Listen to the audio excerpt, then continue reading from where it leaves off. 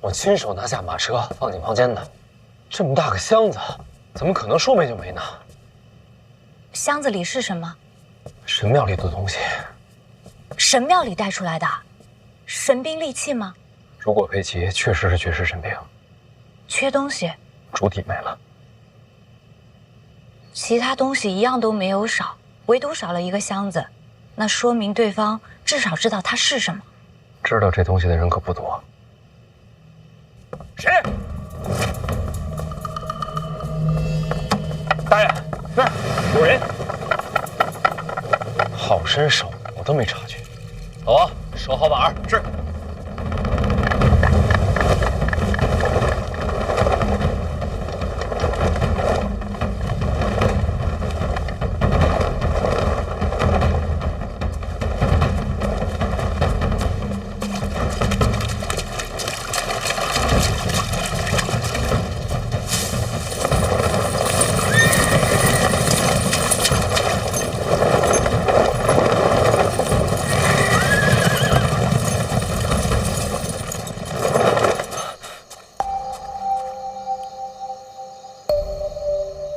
是。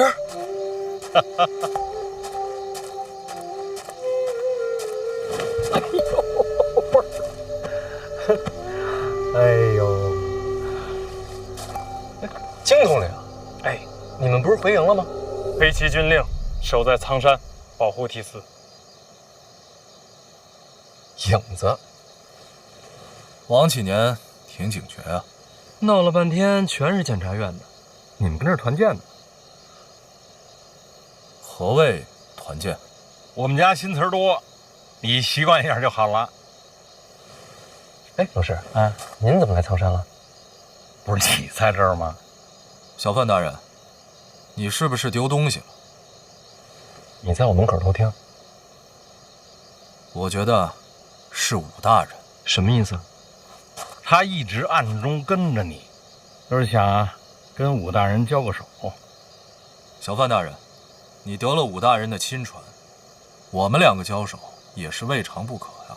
别动啊，动我就毒死你。那没事了是吧？啊，应该是没事了。走，就当我们不存在。那你也当我不存在。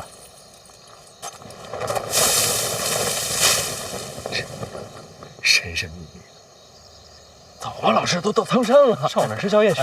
跑错了，这边。哎，等会儿，我跟你说个事儿。我去江南追查一个杀人案，凶犯到了京都之后，又找不着人了。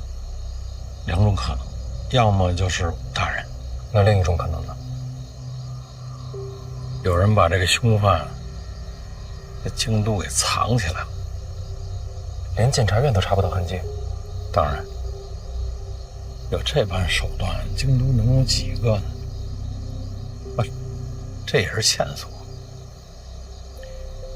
来苍山陪你待几天，这案子透着诡异，回京都就朝着这路子往下查。我本来想有了结果之后再见你，我在暗处。是，哎呀，你媳妇那肺痨啊，让你给调养的差不多了。回去之后呢，一天一粒，药吃完了，病根就除了。百年好合，陛下想看，我也想看。要不您告老吧，我养您。胡说八道！我认真的。行了，把宗师隐藏在京都，我要是不把他挖出来，我寝食难安。老师，哎呀，别唠唠叨叨吧，赶紧给我生个徒孙儿。长大了，我教他用毒。回去了。那您答应我，别玩命。放心，我比你怕死。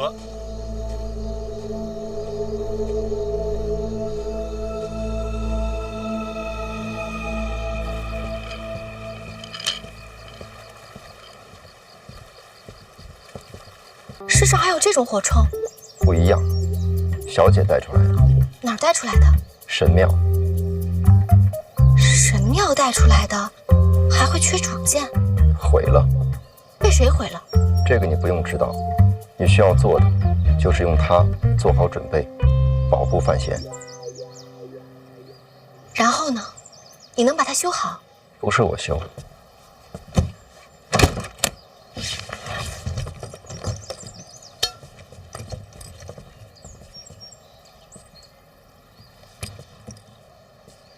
保护范闲是个秘密。我不说。包括我哥吗？是的。为什么选我？在这个世界上，对你来说最重要的是什么？当然是我哥。这就是理由。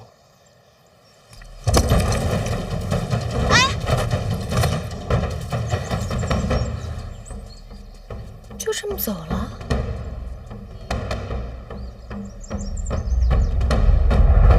这小范大人说的，你听明白了吗？我知道。哎，晚上见。晚上见。告辞。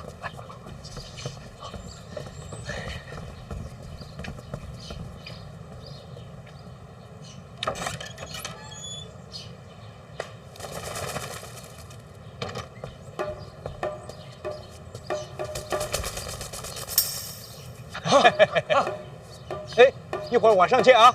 回去。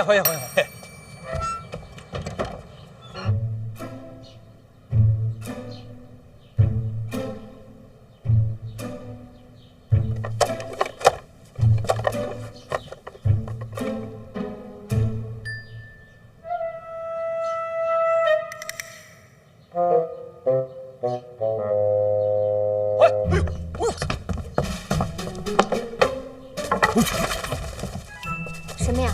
我看这帮商贾都往那个外边撒鸽子，我不知道是啥，我说拿一看看。是不是给京都传信了？山上的事儿，得让京都的人知道。那为啥呀？这个他们自己不就是老板吗？那买不买库寨自己还说了不算。无根之木，岂能立足？你的意思，他们背后都有根？废话。那我把他放了。你这就不许拉他了啊！你这。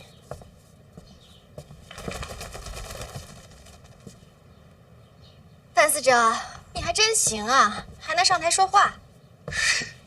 那可不，姐，哎，我这么跟你说，范闲那套厉害归厉害，我都没听说过。但你得这么想啊，我要是都没听说过，那帮商贾们能懂吗？啊，你说范闲拽那些个词儿，什么国运吧，又财富吧，那商贾们根本就不明白，能打动他们的就俩字儿：皇室。你还得意起来？那不该我得意吗？说得意吧，其实还欠点什么，反倒是有点担心。担心什么？我本来以为啊，把皇上一搬出来，他们吓得就把钱全交了。那可是你说，要是把消息传回京都，怎么了？库寨这事儿前所未有，我怕他万一他要是触犯国法，可怎么办呀？那没事儿，那就好。下半场是你说的，军务戏言也是你讲的。要真出了事儿，拿你交差不就完了？啊！还不能憋着这个呢吧？我可是帮他呀！哎呦，这不能，绝对不能！我们俩现在关系还不错。对，肯定不会。库寨嘛，怎么能算犯法呢？当然算了。什么库寨？我大清立国以来，从未听过此种事物。这逆子胆大包天，还什么分担皇室债务，属实荒唐，国法难容。正所谓子不教，父之过。要我说，先把范闲押回来，然后我这上书也抹掉。家风不正，没脸做官，回儋州养老算了。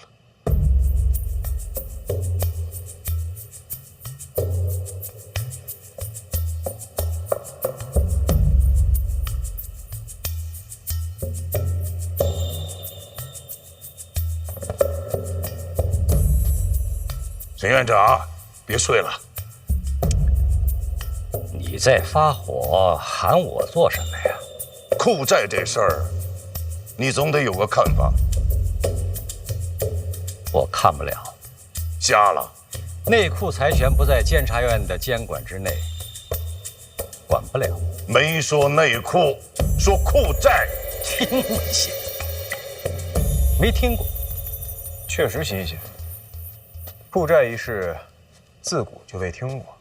依照大清的律法，也没有库债这一条啊。可若是治罪下来，也无法可依呀。这新鲜事儿，二哥怎么看呀？回太子的话，臣现在还在闭门思过，没陛下召唤，连门都不敢出，更别提善论朝政了。哎，说说无妨。无法可依，无理可循，但凭圣才而已。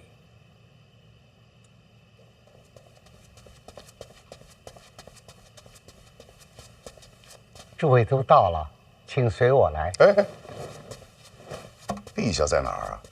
不知道。不知道，那你带我们去哪儿？后花园。深更半夜后宫花园，做什么？班花。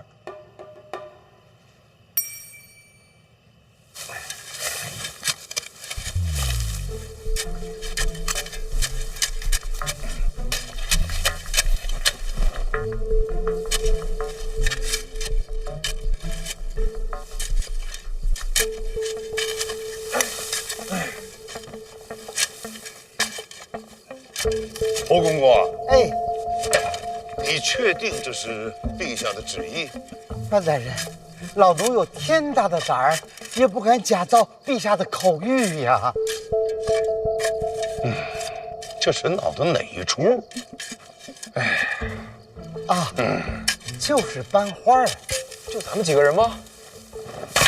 那下人呢？陛下早就有旨意，这一片啊，不许宫内下人靠近。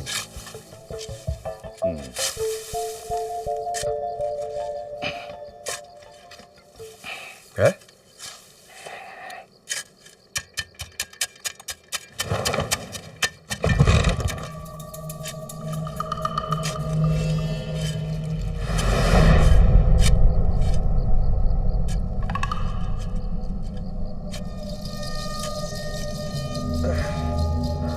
范大人，您辛苦。这赏菊大会每3年举办一次，之前都是在悬空庙吧？确实如此啊。这也不是什么珍贵的花，为何让我们亲自送过去啊？陛下喜欢啊。陛下是想告诉我们，这赏菊大会啊，他很重视。那为何要在此时告诉我们这些呢？我记得往年的赏菊大会不是这个时候啊。改期了啊？改到何时？就在近日。改的什么日子还要再等等。等什么？等小范大人从苍山回到京都。啊？这赏菊大会为何要等范闲回来呀？陛下是这么说的。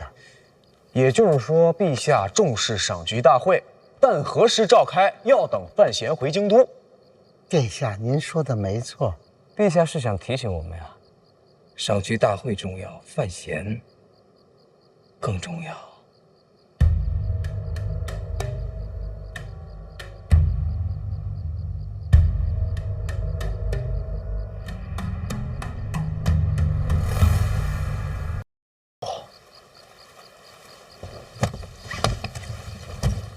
箱子是你拿了？跟我来。你一直坐在这儿，就没人发现你？也是。你是谁呀？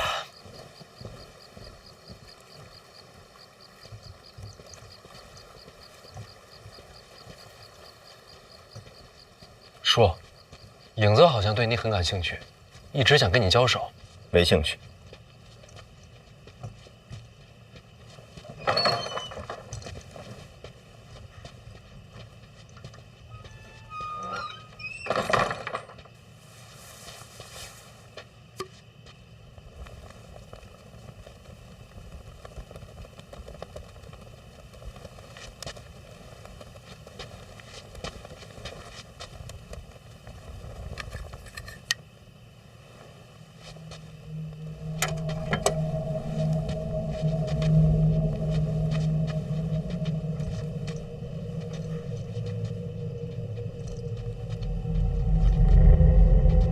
说，你到底在找什么？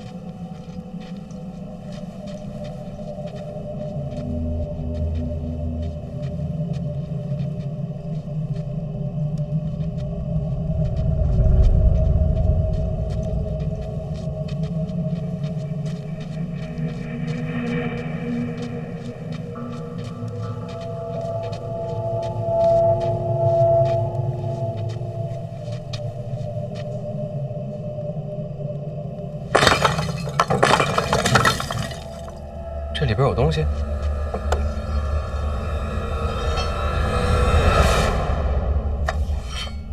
小姐当年苍山住过，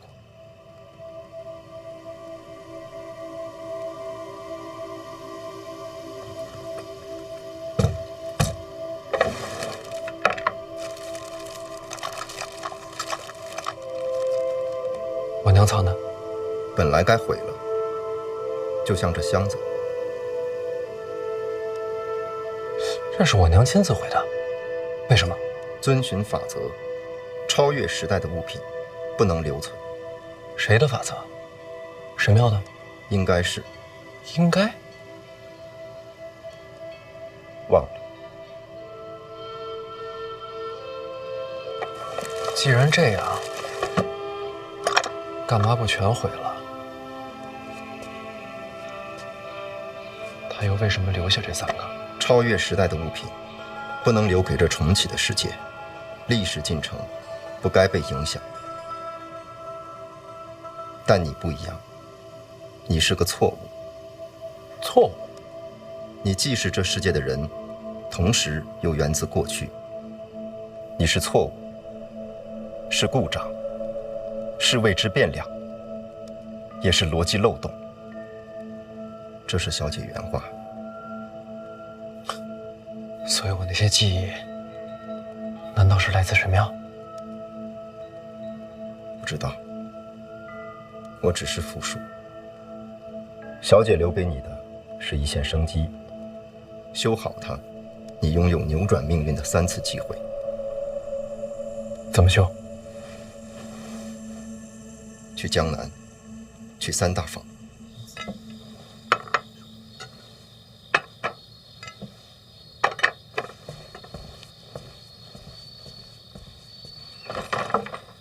这3大坊就是内库的根基。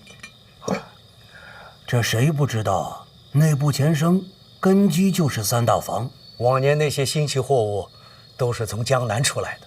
我问你们，3大坊如今在谁手里啊？当然是江南的名家呀。明家向来以长公主马首是瞻，他们真能把3大坊交出去？明家即便是富甲江南，也不能抗旨吧？抗旨是肯定不会。交什么？怎么交？这都是讲究。你我都是做买卖的，这还不明白吗？这么来说，范闲接管内库，前景不明啊。没错，咱们可千万不能让他给骗了。这万一买了什么库债，他将来拿什么还呢？所言极是，绝对不买。那咱们睡一觉就走。谁买谁是王八。对，谁买谁王八。王八，来，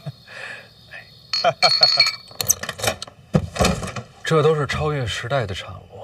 3大坊里到底有什么？连这都能修？要你亲自去看才能知道。江南总是要去的，我娘的产业，我得替她拿回来。当初为什么不把这2个放一起啊？直接装这箱子里不行吗？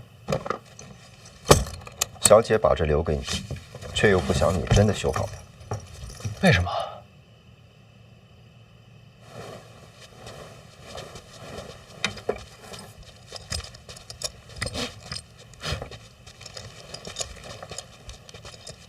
当神庙改变命运，未来亦将留下烙印。这句是真没听懂。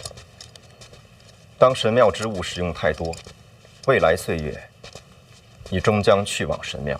这有点过于违心了。我等你到江南，到那时，你才有面对大宗师的底气。用这个对付大宗师，太欺负人了吧？未必。什么意思？有这个也未必斗得过大宗师？没错。大宗师也是人，这超越时代的武器怎么躲？我像正常人吗？成大宗师者，已不被人间常理束缚。那不成了妖怪？差不多。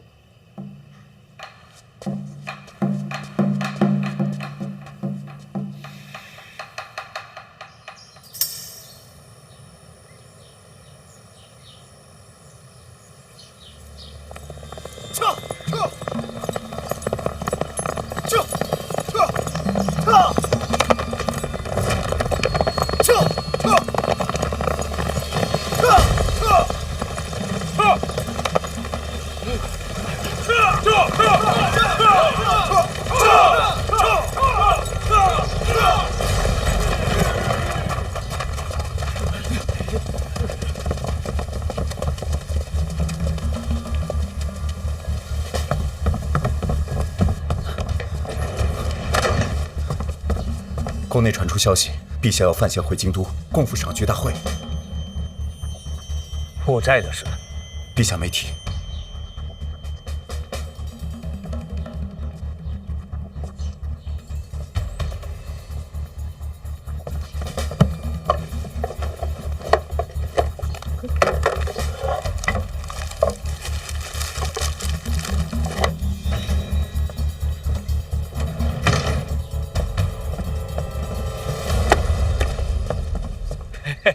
哎呦，你听说了吗？赏菊大会的事。赏菊大会无关政事，邓范闲应该也是看中他的文采。对对对，没错。诗词歌赋、雕虫小技而已嘛，他终归担不起内库的大任呐。对对对对对对，您这是？我得去个茅房。我呀，早上起来得遛个弯儿。哎，请便，请便，回见，回见。哦，对对，这。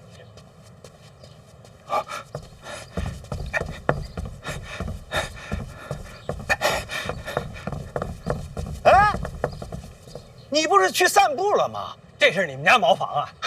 我也佩服你，散步怎么散到这儿来了？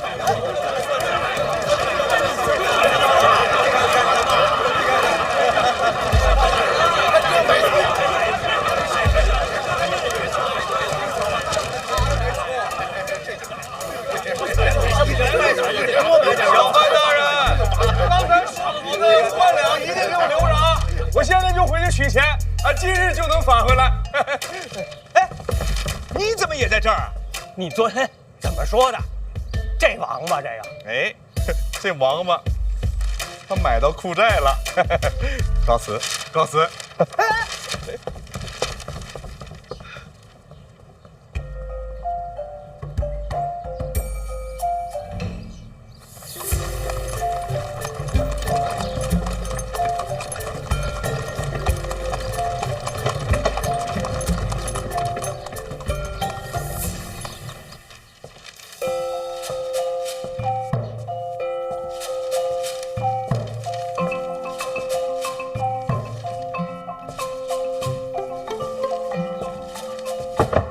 行了，擦擦手。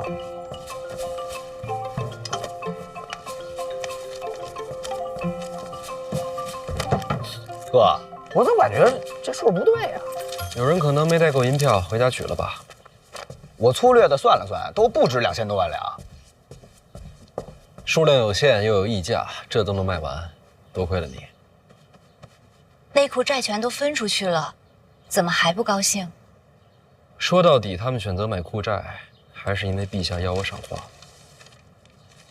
陛下荣恩，前景无量，选择债务共担，这样一来，可以说以后你便是他们的靠山。是，也算是一种投资嘛。只是，他们没有人能真正明白库债究竟意味着什么。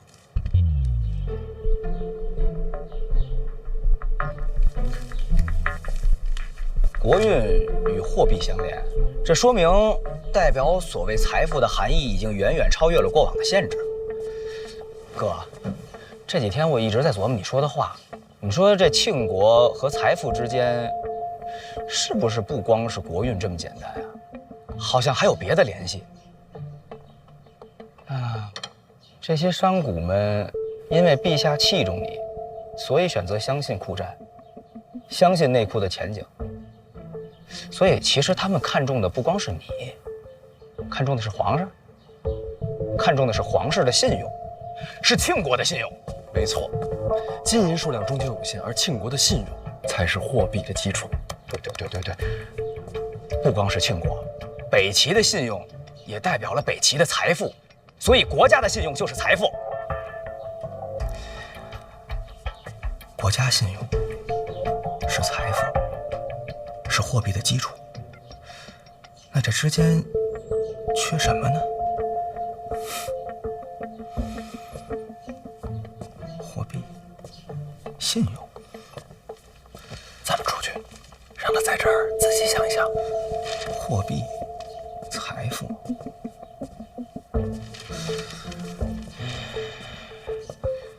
信用、财富。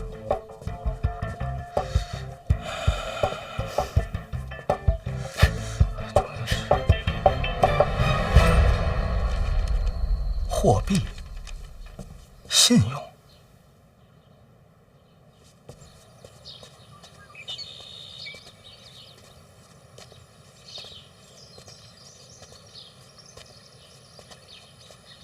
思哲这是怎么了？看到了新的世界。这小子啊，在商贾之术上还真是个天才。你俩都是。不一样，我有另外的技艺，在某种程度上算是作弊。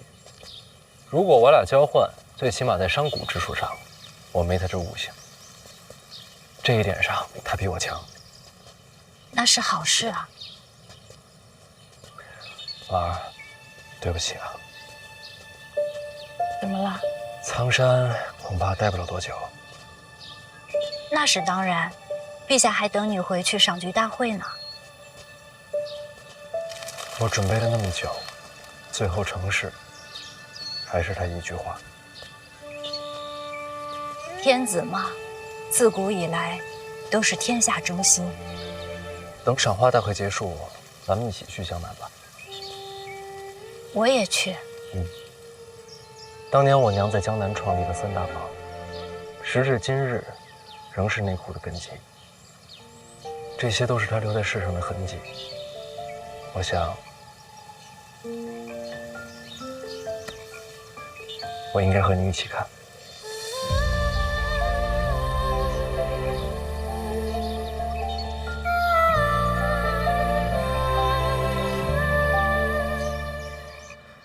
那国家信用连结着货币，那平衡这两者得需要一个铺子呀。但我从来没见过这种铺子。那这种铺子该叫什么呢？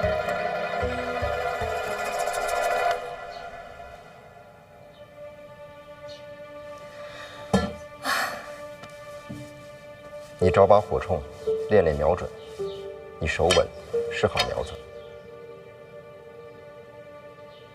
保护范闲是个秘密。你要我保护我哥，去抵挡一个大宗师？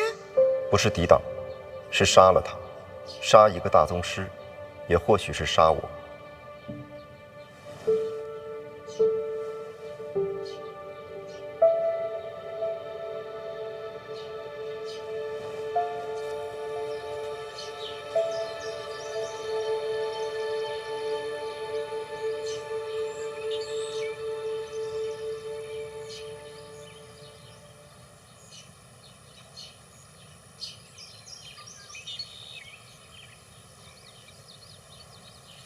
他们两个准备站多久啊？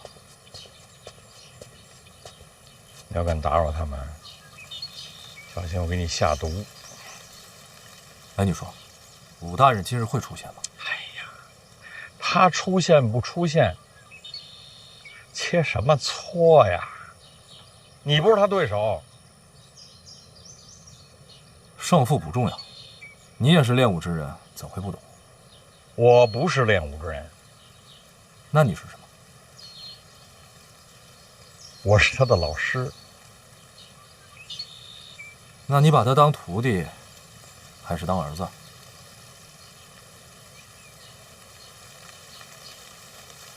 看来今日武大人是等不到，我先回京都，你多加小心。如果武处真的是凶手，天下没有人能活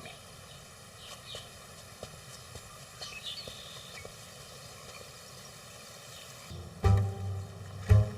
这是什么呀？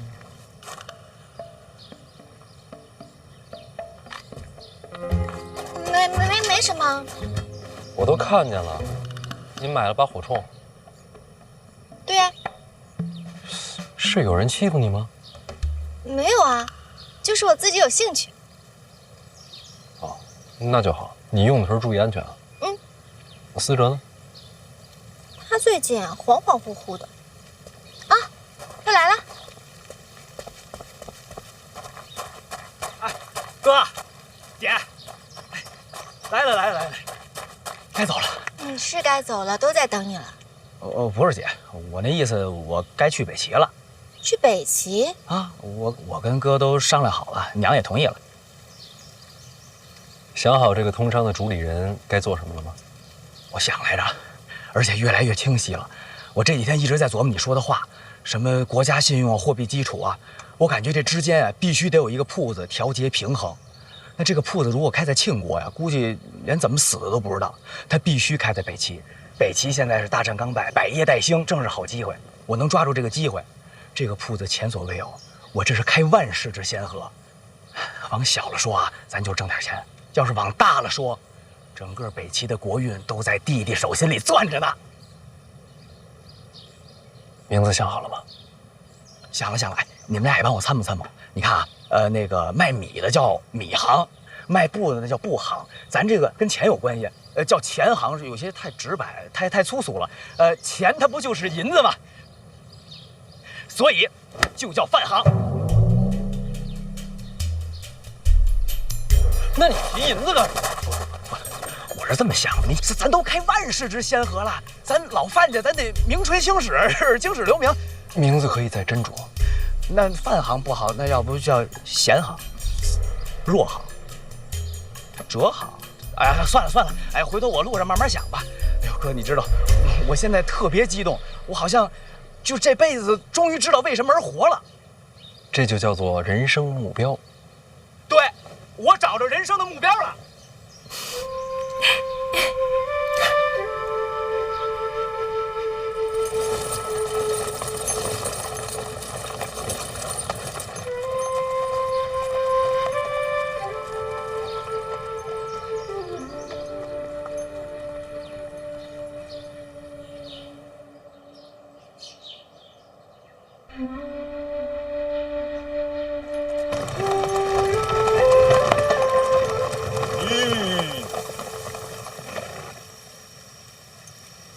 大人，是禁卫。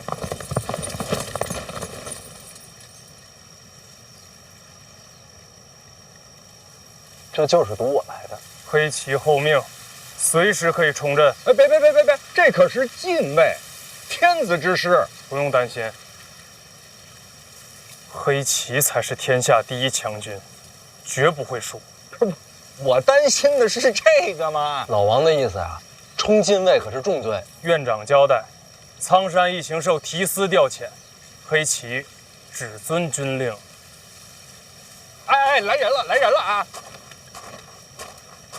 这位不也是熟人吗？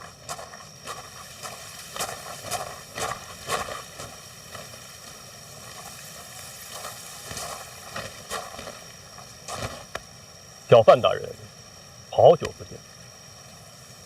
公统领值守大内，今儿怎么出城了？陛下有旨，出宫办差。那我祝公统领一路顺风。怎么着？要不我们给你让一下？陛下旨意，还请小范大人同行。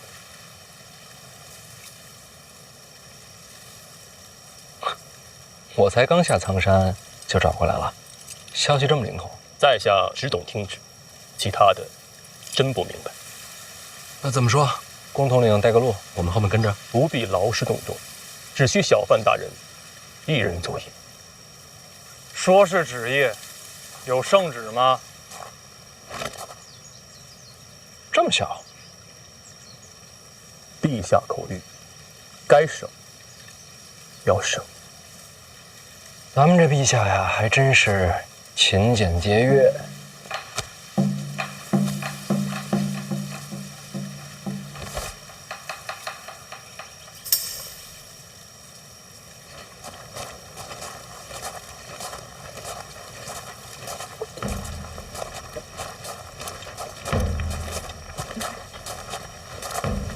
小范大人，请。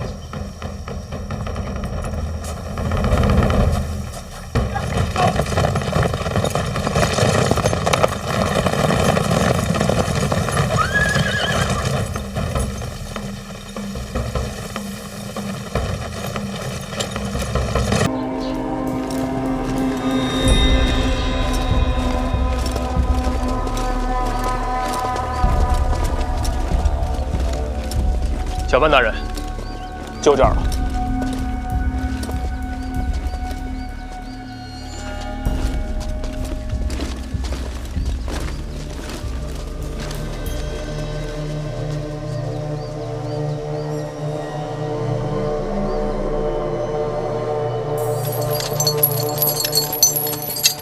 这些工匠能回家吗？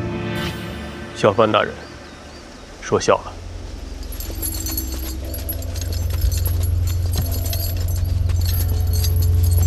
3年赏一次花，就把这些人一辈子困在这儿了。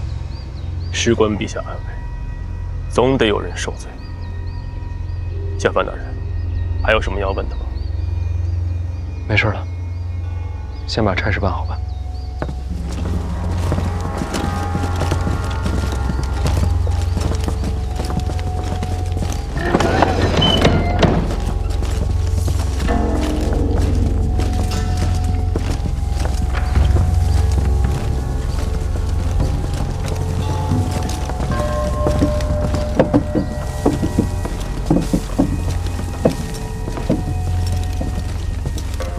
陛下说了，小范大人这盆要放在这边。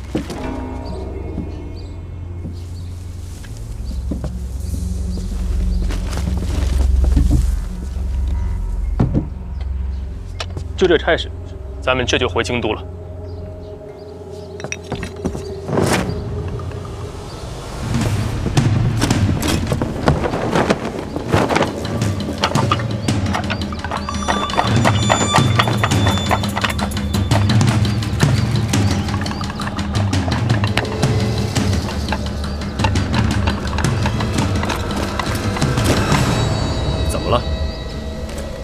这上面有人吗？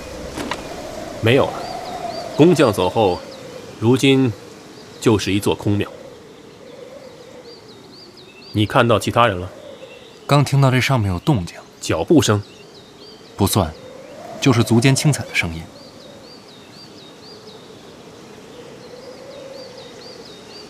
这也没有地方藏人了，会不会是飞鸟停留？也有可能。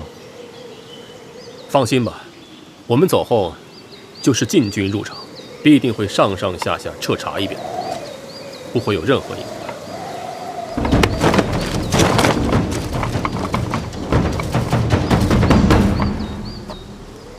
好景色。皇室每3年赏菊大会都在此处，就为了这般景色。3年前，我还不在京都。小范大人容生之素，古之罕有。走吧，回去吧。好。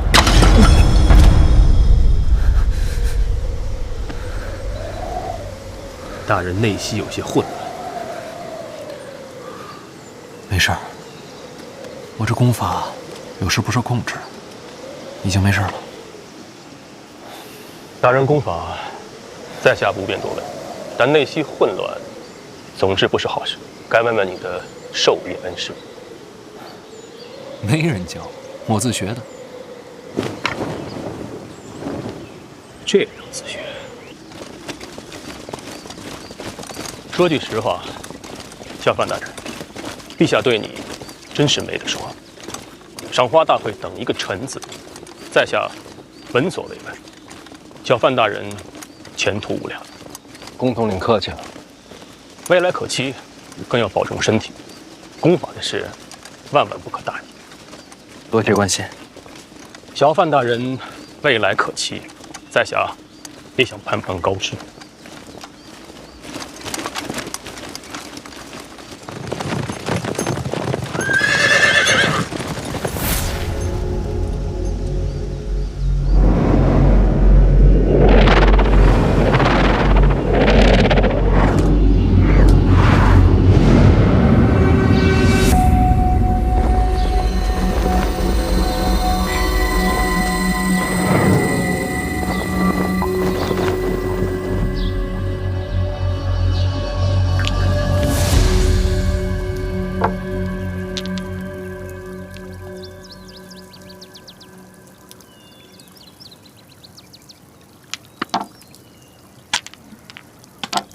得，我又赢了。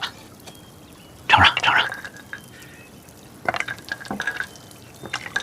啊，你不是姐，你这不够嘞。输光了，不是，咱亲姐弟，咱也得明算账啊。没钱了，不能玩了。再玩也没钱了。嫂子，你来吧，我让贤。还让贤？谁来都一样。来来来。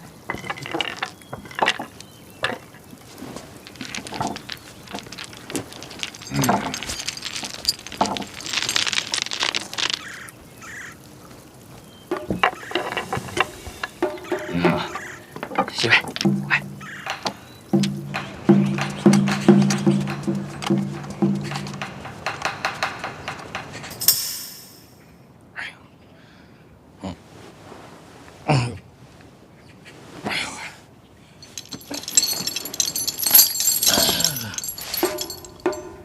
为什么锁着我呀？给我松开！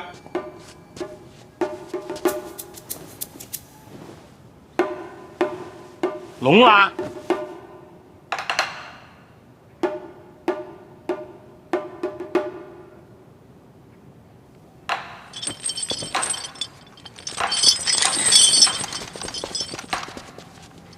小心我毒死你！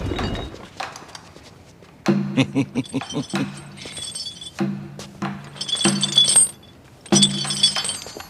我毒死你们！嘿嘿嘿嘿嘿。这里可都是你的人啊！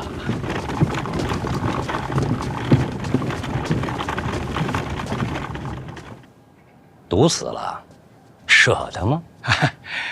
院长，您甭管，看我怎么收拾这帮小子呢？这是我下的令，别难为他们了。您要惯我，趁热吃。为何管我？吃吧。是武大人对我动的手？这个年纪啊，吃饭行事都要有节制了。这回回京都，我只办一件事儿，追拿凶犯。可是我有点不明白啊，江南这个凶犯已经查到了行踪，回到京都之后就销声匿迹了。监察院也查不出线索来，是什么人在背后保护他呢？下回想吃什么，提前告诉我吧。院长，啊，您要干什么呀？给你送饭呢。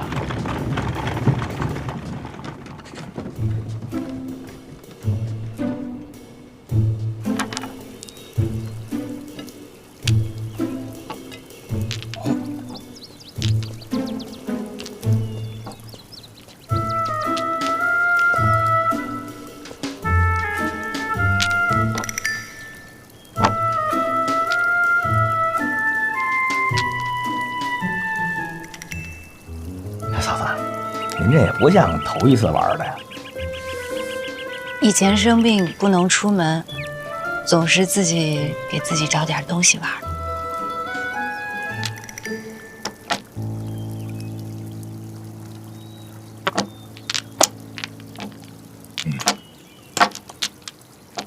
来，咱继续。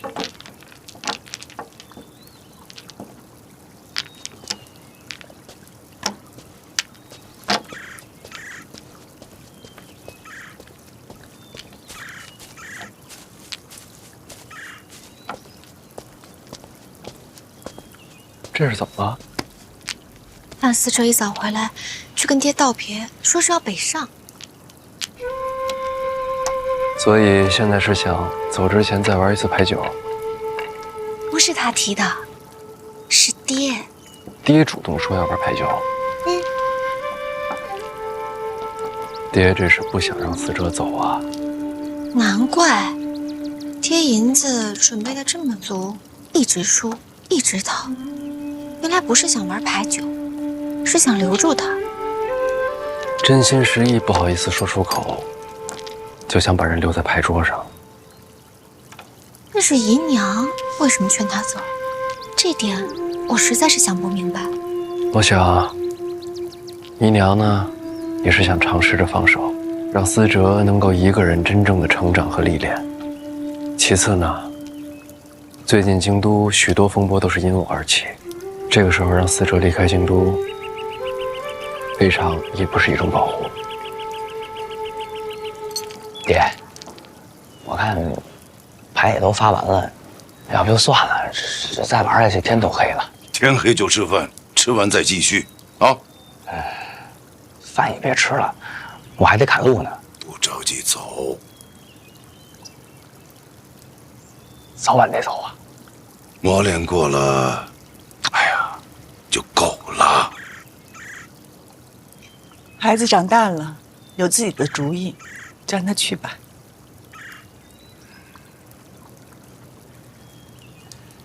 那这样，爹，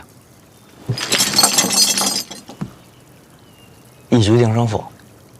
我要是输了，我就走。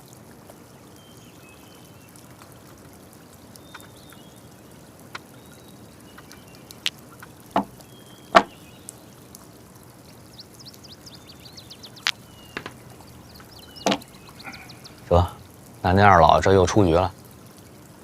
那这场还是得看咱俩。怎么个说法？刚不说了吗？我就玩这一把，这把我要输了，我可就走了。你输了你就走，那赢了，是不是还继续？咱先赢了再说呗。而且赢了也没法玩了，你几位也没银子了。嗯。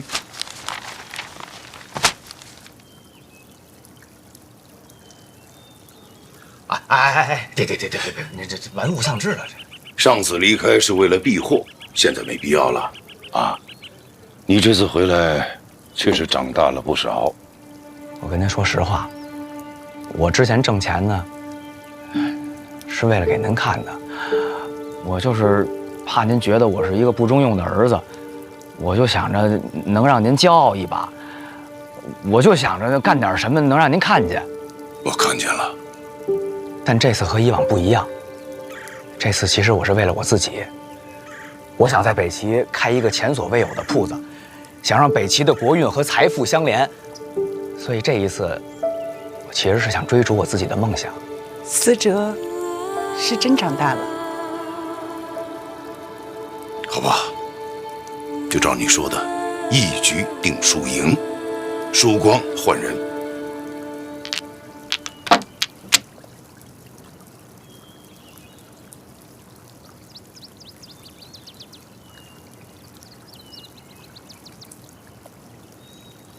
爹，我是应该输还是应该赢啊？哎，嫂子，你这不尊重对手了？你这赢跟输是你说的算了吗？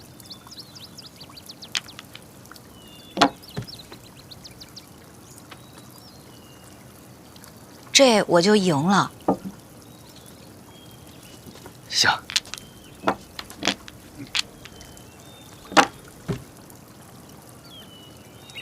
这我就输了。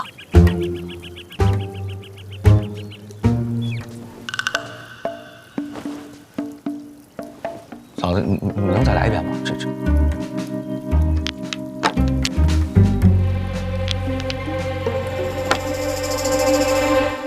哎呦，嫂子，这是戏法啊！你这是？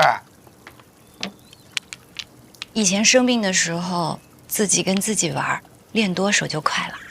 这，咱们刚才算开了眼了，这是。那我到底是该赢还是输啊？天下没有不散的赌局。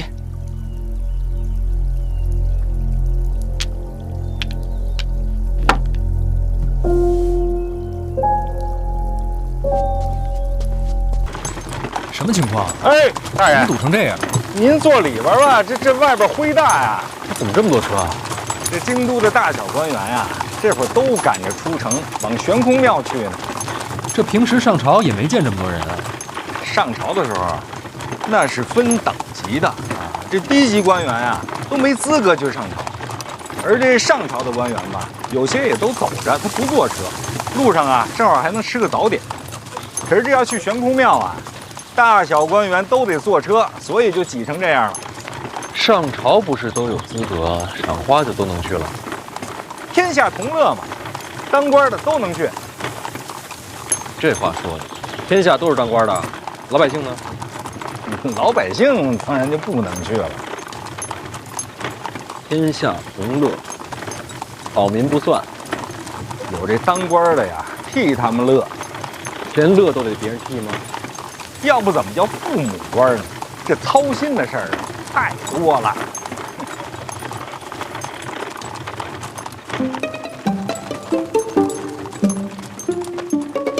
3品以下照直前行，3品以下照直前行，3品以下照直前行，3品以上这边走，3品以上这边走，3品以上。别羡慕了，咱们走咱们的。3品以下照直前行，3品以下照直前行。范闲范大人例外，范闲范大人例外，范闲范大人例外，范闲范大人例外，范闲范大人例外。3品以上这边走，3品以上这边走，3品以下照直前行，3品以下照直前行。这3品以上的路啊，我就是痛快。为什么我例外啊？陛下信中呗。不可能，要是依陛下的脾气，这会儿肯定让我跟官道上堵着呢。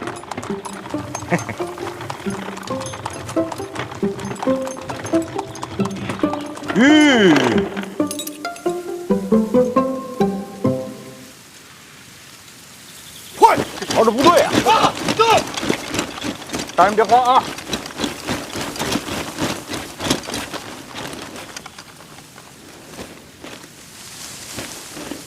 有危险，我先撤了。我轻功好啊，求援方便呀。那我谢谢你啊，应该的。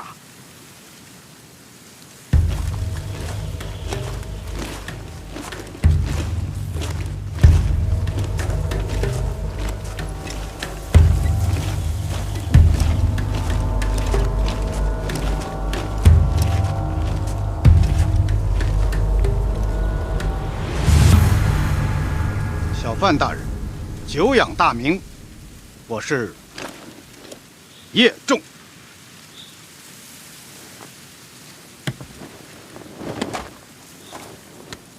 京都守备，您是叶灵儿的父亲。赏花那天谁负责护卫？自然是叶师兄了。叶师兄，又是叶仲，叶大人。京都守备叶仲，他是你师兄？卿师兄。我家师弟跟小范大人交过手啊，不算交手，就过了一招。小女常夸小范大人身手不凡，不敢当。你跟我师弟过招，跟我女儿过招，不跟我过招，那岂不是瞧不起我？这什么逻辑啊？就一招。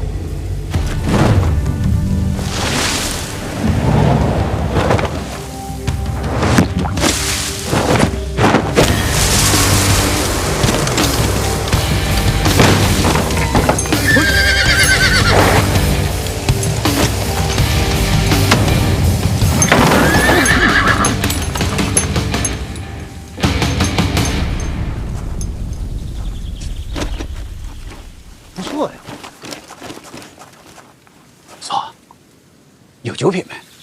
能过招。啊，这是后浪推前浪啊！撤！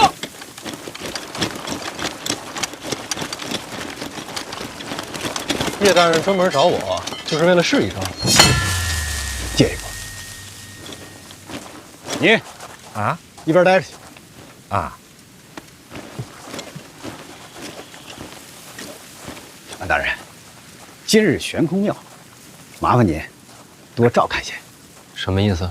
陛下有旨，我等禁卫不得打扰赏花兴致，所以悬空庙方圆数里戒备森严，反而悬空庙内只有宫内守卫把守，人手不够啊。叶大人是觉得会有刺客啊？那倒不会，就是心虚。那叶大人何不亲自过去镇守？我必须去啊，但是人手还是太少。为什么找我？赏花群臣中能打的只有小范大人您了。洪四祥洪公公不去吗？那只有皇上知道，我也不好问呢。宫典宫统领呢？如果师弟还在，那就不必麻烦范大人了。叶大人，咱俩头回见吧。叶某任京都守备，掌城防军务。如果范大人不谋逆，咱俩见面的机会不多。那你就没想过，万一我不答应呢？想过。什么意思？哎，听说小范大人欠债，一点心意。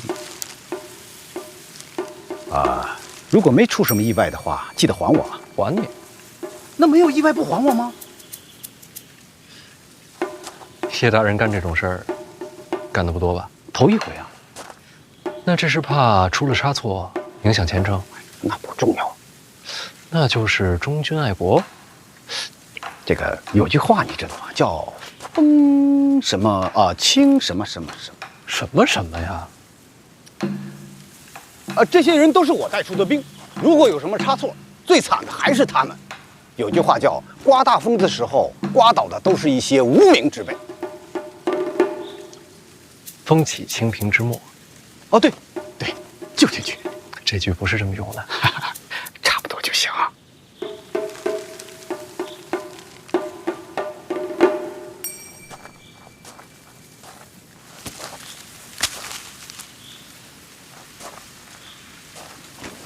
不够，等真出了事儿，再给我也不迟。哦，那这么说，范大人就是答应了。不过叶大人放心，赏花大会3年一次，4次平安，这世上哪有那么多意外啊？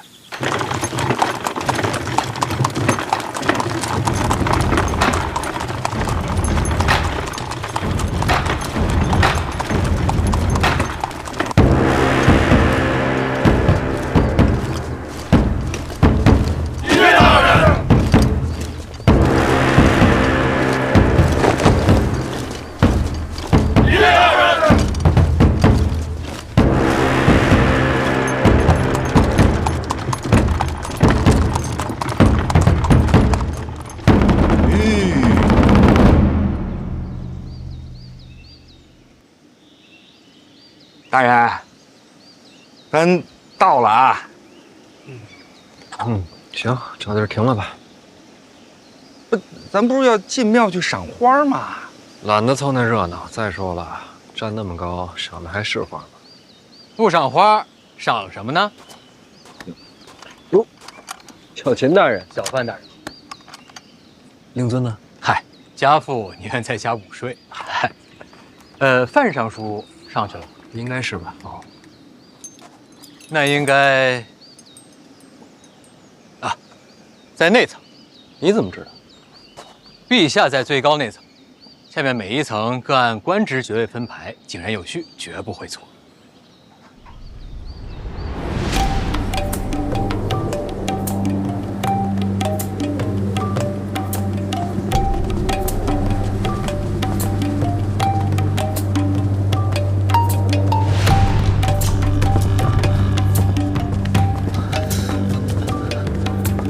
别怕，结实的很，摔不下去。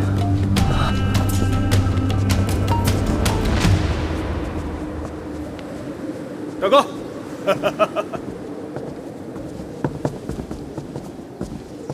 小不点怕高？3年前还小，没来赏花，天知道，这么吓人。这有什么好怕的呀？你看我，哎，站得高才能看得远，才能有居高临下的感觉嘛。来，我不敢。哎，人各不同，不是所有人都想像太子殿下一样，总想着往高站。二哥也怕高？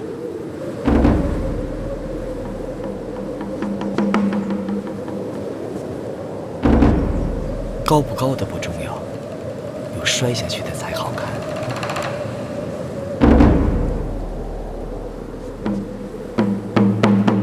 只要我站得够稳，没有人能让我摔下去。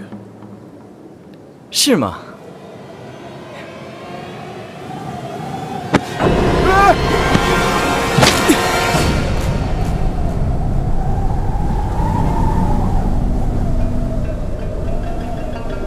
站得稳没用，得有人护着你。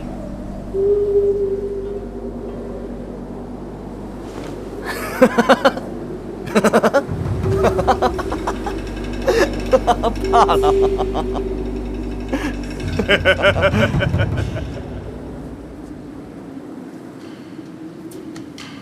感谢二哥，救命之恩啊！好说。臣等恭祝陛下福寿安康，大庆国祚永年，陛下万岁万岁万万岁！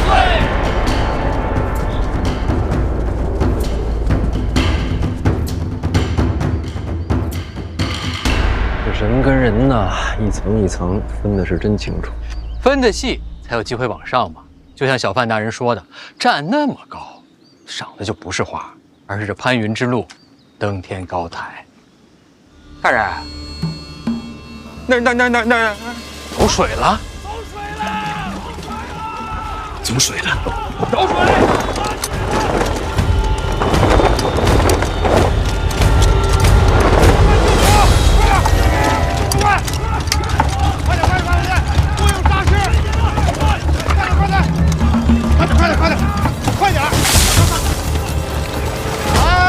小范大人，你怎么还不去护驾？好了，协助叶大人查清火源。是。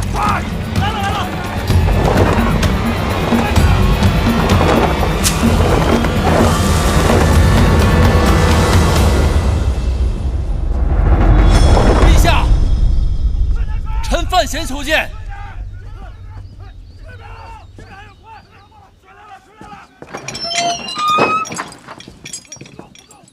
陛下，有人放火。你放的吧？我是来护驾的。护驾？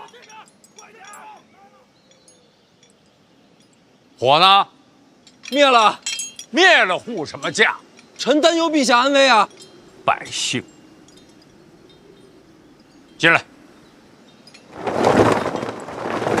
我检查的仔细一点，一点火苗都不要留。您看这火折子。火折子，这火像是人为的呀。这火起的确实蹊跷，要是真有刺客，此处高悬崖壁，最难防范。哼，陛下还是回京都暂避一下。朕这一生什么样的风浪没经过，一把没燃起的火，就给你吓成了这个样子。陛下一生遇刺43次，从未退。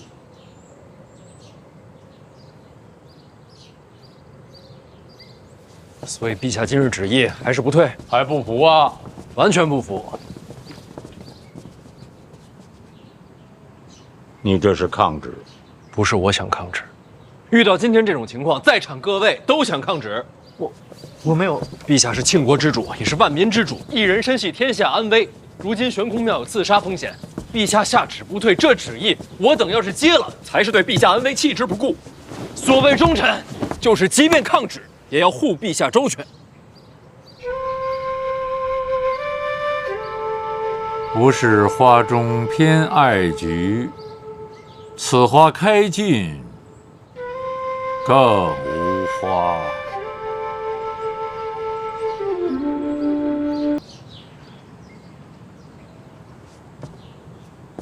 你前半生受了不少苦，但是你自打到了京都，可谓是意气风发，所以长辈不欠你什么。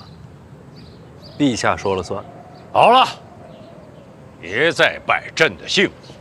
今天是个好日子，吃酒赏花，来，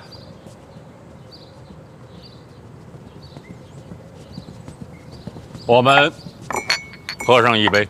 陛下万岁万岁万万岁！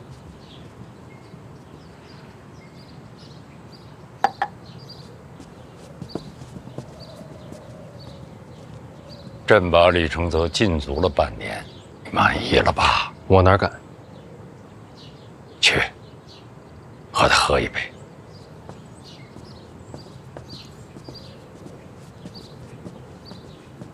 殿下，你我之间不是私怨，该满意的也是国法，并不是我。你我之间总要做个了结，等着那一天，来日方长，指日可待。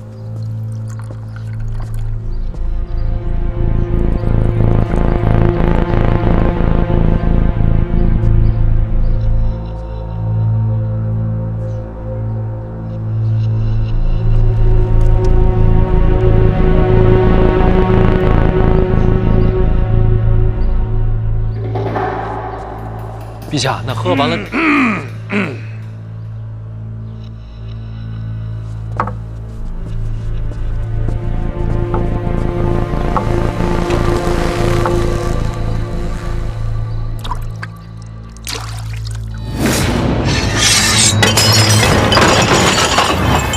有刺客！保护陛下！保护陛下！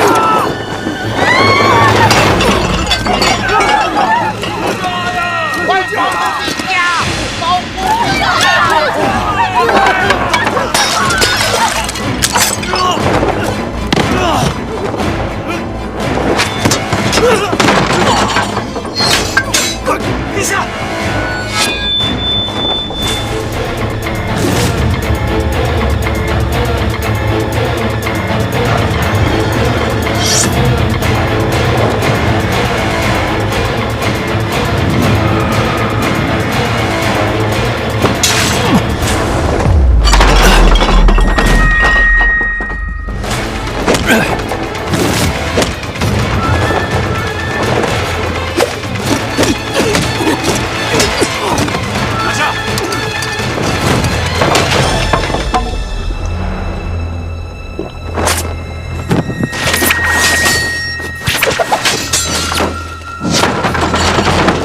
听说四顾剑有个弟弟自幼离家出走，抓着他，我倒要看看这兄弟二人是不是痴呆之徒。守好陛下！你草率了。有刺客！快去保护陛下！保护陛下！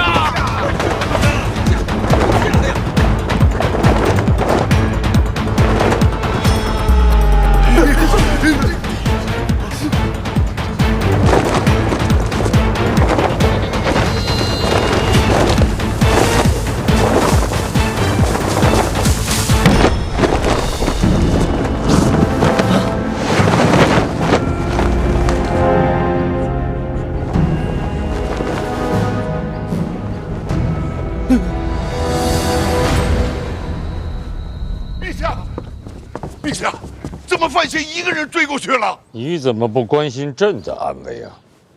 陛下气运如钟，自然有惊无险。可我儿子……别担心，近卫封山，范闲不会有事儿。可是，来，陪朕赏花。